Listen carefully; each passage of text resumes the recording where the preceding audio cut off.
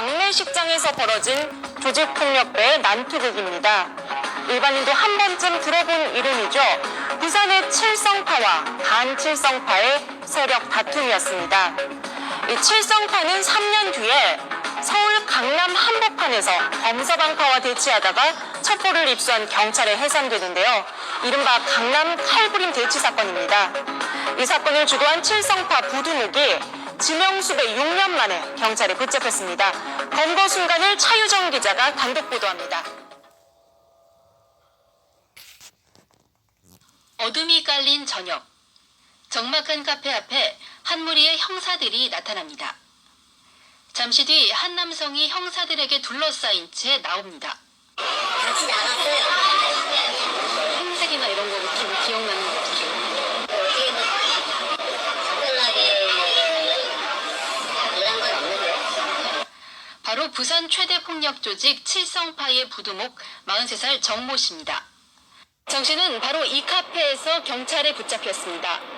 지인과 함께 있다가 경찰이 들이닥치자 별다른 저항 없이 경찰에 연행됐습니다. 정 씨는 지난 2009년 11월 서울 강남 한복판에서 다른 폭력 조직인 범서방파와의 칼부림 대치 사건을 주도한 장본인으로 알려졌습니다. 범서방파 간부가 정 씨 소개를 받아 주식 투자를 했다가 손해를 받고 이를 계기로 다툼이 번져 수백 명이 패싸움 직전까지 간 겁니다.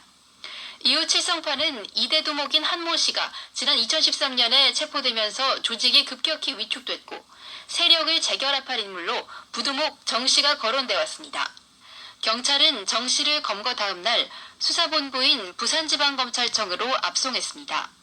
검찰 관계자는 폭력조직 소탕을 위해서는 정 씨의 신병이 반드시 필요하다고 보고 6년째 추적해왔다고 밝혔습니다. 정 씨에 대한 구속영장을 발부받은 검찰은 여죄가 있는지도 추가로 조사할 예정입니다. YTN 차유정입니다. 자, 이 영화 아시죠? 영화 친구입니다. 1993년 칠성파가 경쟁 조직인 신20세기파의 행동대장을 흉기로 살해한 사건이 있었는데요. 이 사건을 영화로 만든 게 친구입니다. 부산에서 시작된 칠성파는 1980년대부터 세를 불려 국내 최대 폭력 조직으로 성장합니다. 2005년 칼부림 대치 사건을 계기로 검찰과 경찰이 대대적인 소탕 작전에 들어가죠. 이듬해 두목인 이강환이 체포가 되고 2013년에는 이강환의 후배자 역시 구속됩니다. 하지만 조폭 검거가 만만치는 않습니다. 자, 이 영상은 지난 8월 부산에서 찍힌 건데요. 검찰 수사관이 칠성파 행동대원을 체포하려고 하자 동료들이 합세해서 수사관을 밀어내는 장면입니다. 수사관을 차 보닛에 매단 채로 이렇게 차를 몰고 도주를 시도하기까지 하죠. 당시 수사관의 심정을 직접 들어볼까요? 설마 출발을 하겠나 처음에 그런 생각했고 막을 쓰려고만 했었습니다. 근데 막상 올라타자 결국 출발이 됐었거든요. 좀 실제로 생명 위협 정도는 좀 느꼈습니다. 이렇게 검찰 수사관까지 겁주는 조폭들. 칠성파 부두목이 체포됐으니 이제 와해됐다고 봐도 될까요? 전문가의 생각은 그렇지 않습니다. 부두목이 잡혔다고 그래가지고 그 조직이 와해될 정도면은 그 조직은 뭐 조직으로서의 실체가 없는 거죠. 그리고 6년 동안 수배가 되지 않았습니까? 예. 6년 동안 수배가 되면서 제가 볼 때는 이 부두목의 체포에 대비해가지고 다 이 체계가 있을 겁니다. 조직이. 그래서 경찰과 검찰은 부두목을 체포하고 했으니까 이 조직이 와해됐지 않겠냐 이렇게 생각할지 모르겠지만은 저는 그렇지 않다고 생각합니다. 네, 현재 경찰이 파악하고 있는 폭력 조직 현황입니다. 2010년부터 2014년까지 보실 수 있는데요. 현재 전국적으로 213개 파 5,342명이 활동을 하고 있습니다. 어떻습니까? 5년 전과 크게 차이가 없죠. 이렇게 번듯한 사업체까지 굴리면서 갈수록 지능적으로 폭력 조직 간의 충돌로 추정되는 폭력 행위가 잇따랐습니다. 심야 유흥가에서 조직원들 사이에서 차량을 가로막고 마구 부수고 폭행한 사례는 영화를 방불케 했습니다. 임혜준 기자입니다. 대전의 심야 유흥가 골목. 차량 앞뒤로 가로막은 차량들에서 건장한 청년들이 내리더니 둔기로 다른 차량을 마구 부수고 내리칩니다. 이윽고 타고 있는 사람을 끌어내 마구 폭행하기까지 합니다. 경찰 수사 결과 이는 서로 다른 폭력 조직 간 충돌의 현장이었습니다. 지나가는 오토바이 배달원 등 많은 시민이 이를 지켜봤지만 이들은 아랑곳하지 않았습니다. 이들 조직은 수년 전부터 집단 폭행을 일삼으며 대립해온 것으로 전해집니다. 지난해 10월 유성구에선 거리 한복판에서 조폭으로 추정되는 이들이 일렬로 서서 내부기강을 잡는 모습이 목격됐습니다. 상점 내 고객이나 주민들은 한참을 불안했던 것으로 전해집니다. 지난해 5월엔 폭력조직과 추종세력 70여 명이 기소돼 경찰이 법정 앞에서 비상대기하는 풍경이 연출되기도 했습니다.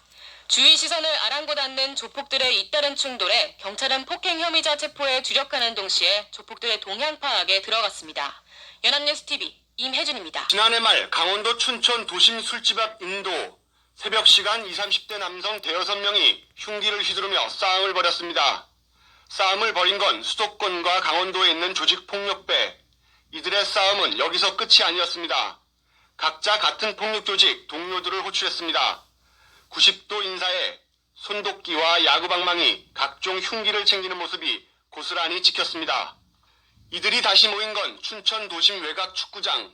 수십 명이 마주서 패싸움을 벌여 여러 명이 흉기에 찔려 다치고 그 가운데 일부는 승용차로 사람을 들이받기도 했습니다. 지금 이곳이 패싸움을 벌인 장소입니다. CCTV 하나 없는 도심 외곽인데요. 경찰 조사에 따르면 곳곳에 흉기가 떨어져 있고 혈흔이 낭자했다고 합니다.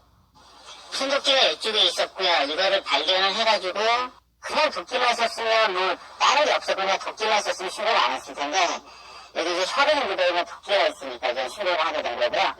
밤사이 두 차례에 걸쳐 집단 패싸움을 벌인 조직폭력배는 두 개파 29명에 달합니다.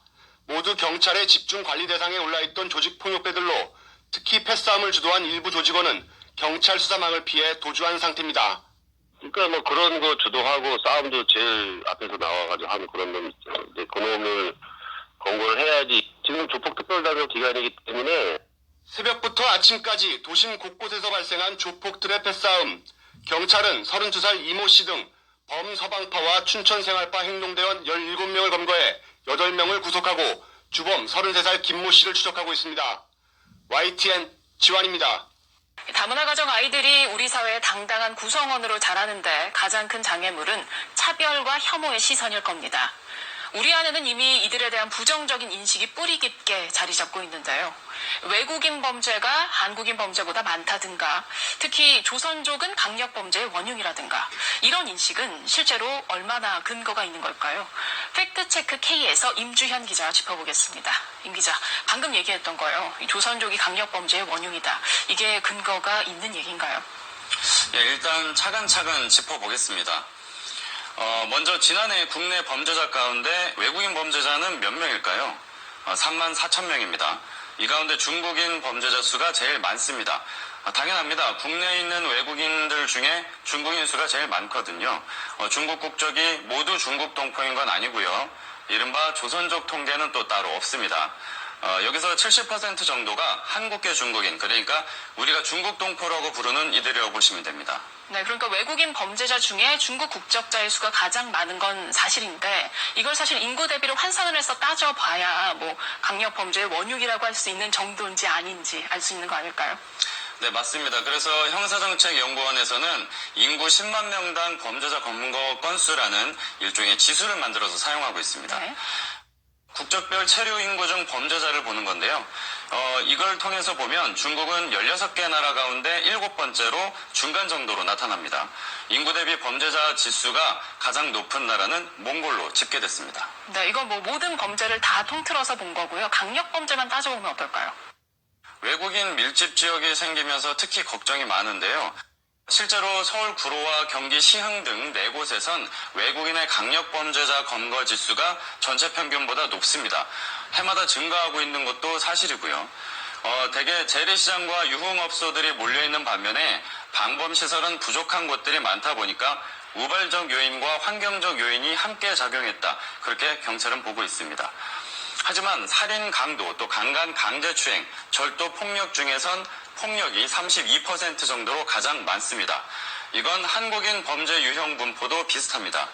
여기서 중국인만 따로 떼놓고 보면 전체 외국인 범죄 분포와 비교할 때 살인은 약간 높고 강도는 낮습니다. 강간 강제추행은 상대적으로 많이 낮은 편입니다. 강력범죄도 종류가 여럿인데 종류별로 발생률 차이가 커서요. 중국 동포가 유독 강력범죄를 많이 저지른다라고 단정하기는 어렵겠네요. 네, 조선족이 강력범죄의 원흉이라는 건 대체로 사실이 아닙니다. 다만 최근 통계에서 외국인의 살인 검거 지수가 내국인에 비해서 상당히 높게 나타납니다. 그래서 전문가들은 차별과 혐오가 강력범죄를 부추길 수 있다는 점을 잊지 말라고 당부합니다. 지금까지 팩트체크 K였습니다.